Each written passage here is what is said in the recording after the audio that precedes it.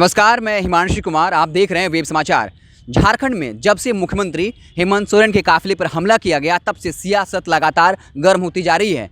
जहां एक तरफ जेएमएम और कांग्रेस के नेताओं का कहना है कि ये बीजेपी की साजिश थी, एक साजिश के तहत मुख्यमंत्री के काफिले पर हमला करवाया गया, तो वहीं बीजेपी का कहना है कि मुख्यमंत्री का खुफिया तंत्र इतना कमज़ोर है कि वो पता भी नहीं कर पाया कि रास्ते में गुस्साई हुई भीड़ है जो उनके काफिले पर हमला कर सकती है। तो इस तरीके से आरोप प्रत्यारोप का दौर चल पड़ा है। इसी बीच पुलिस का एक बड़ा बयान आया है। आपको पता है, वहाँ का डीजीपी एमवी राव ने स्पष्ट तौर पे कहा कि प्रदर्शन करने का अधिकार तो लोगों को है, लेकिन जिन असामाजिक तत्वों ने अपने कानून अपने हाथ में लेने की कोशिश करी, हम उनके हाथ पैर तोड़ देंगे। डीजीपी एमवी राव जो अपने इस तरह के बयानों के लिए जाने जाते हैं, पिछले कुछ दिनों भी प्रेस कॉन्फ्रेंस में बोला था कि जो भी कानून अपने हाथ में लेंगे हम उनको पाताल से ढूंढ कर निकाल लेंगे।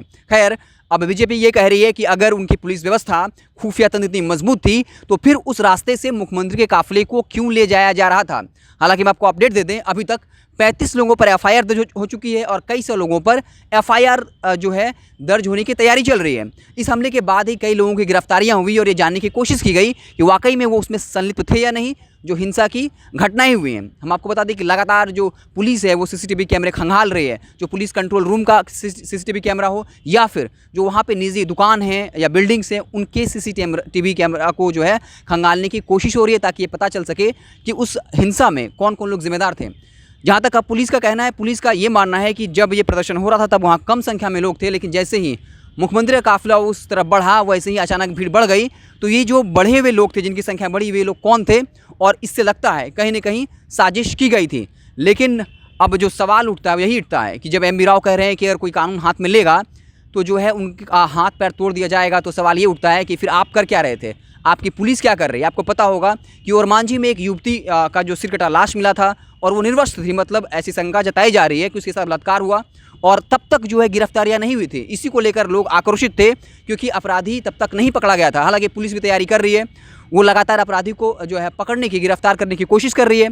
25,000 का इनाम भी जो है बाकायदा रख दिया है कि जो भी इस तरह के अपराधी, जो इसने इस घटना को अंजाम दिया, जिसने भी उस लड़की की हत्या या बलात्कार करी है, अगर उसका कोई इन्फॉर्मेशन देता है तो उसे 25,000 रुपये मिलेगा। लेकिन अभी तक रिजल्ट जो है, परिणाम जो है नदारद है। तो पुलिस व्यवस्था को ये भी चाहिए कि जब इस तरह की घटनाएं होती हैं तो फिर तुरंत जो है गिरफ्तारियां होनी चाहिए। सवाल यही उठता है कि अगर आपको ये भी नहीं पता होता है कि अगर गुस्साई हुई भीड़ है, वहाँ लोग आक्रोशित हैं, सड़क जाम किए हुए हैं, तो फिर वहाँ से मुख्यमंत्री का काफिला न गुजरे, अगर आपका खुफिया तंत्र कमज़ोर है, तो फिर आपसे कैसे ऐसा किया जाए कि आप जब किसी के साथ बलात्कार होता है या किसी के साथ कुछ गलत होता है तो आप जो है अपराधियों को गिरफ्तार कर पाएंगे। ये कहीं ना कहीं पुलिस व्यवस्था की विश्वसनीयता पर भी सवाल खड़ा करता है। हालांकि आरोप प्रत्यारोप का दौर भी शुरू हो चुका है। जो तमाम डीजीपी कह चुके हैं कि जो भी अराजक तत्व हैं, जिन्होंने भी कानून को अपने हाथ में लिया है, उनको बख्शा नहीं जाएगा और बख्शा भी नहीं जाना चाहिए, क्योंकि लोगों को हक है कि वो विरोध प्रदर्शन करें।